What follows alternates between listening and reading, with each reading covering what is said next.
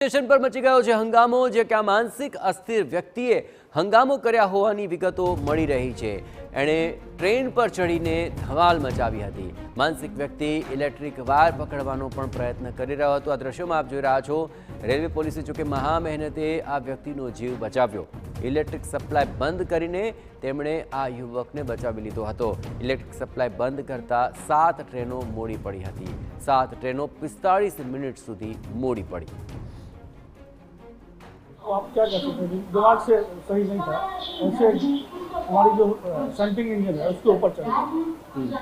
Centering engine ऊपर चढ़ने के हिसाब से जैसे ही मालूम चला अपने को 9:18 को इमीडिएट हमारा जो OHC स्टाफ होता है पावर डिस्कनेक्ट किया उसका जान बचाने के लिए। सूरत रेलवे स्टेशन पर एक जे एक्स आर्मी मैन द्वारा रेलवेना जे एंजीन होय छे तेनी उपर चढ़ी गयो हतो अने अर्धो कलाक सुधी जे हंगामो मचाव्यो हतो अने तेने लईने કેટલીક ટ્રેનો હતી તે લેટ થઈ હતી।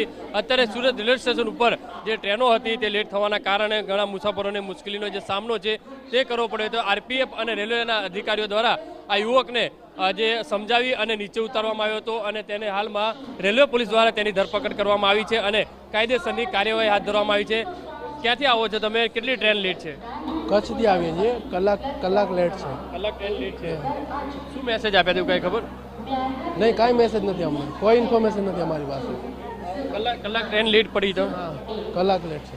એ રીતે અનેક ટ્રેનો જે કલાક દોઢ કલાકથી જે લેટ ચાલી રહી છે કારણ કે યુવકે અડધો કલાક સુધી સુરત રેલવે સ્ટેશન ઉપર હંગામો મચાવ્યો હતો અને આરપીએફના જે જવાનો દ્વારા યુવકને સમજાવી અને નીચે ઉતારવામાં આવ્યો હતો અને જે આ યુવક છે તે એક્સ આર્મીમેન હોવાનું જે માહિતી મળી રહી છે। હાલમાં તો આરપીએફ પોલીસ દ્વારા આ બાબતે યુવકની અટકાયત કરી અને કાયદેસરની કાર્યવાહી શરૂ કરી છે।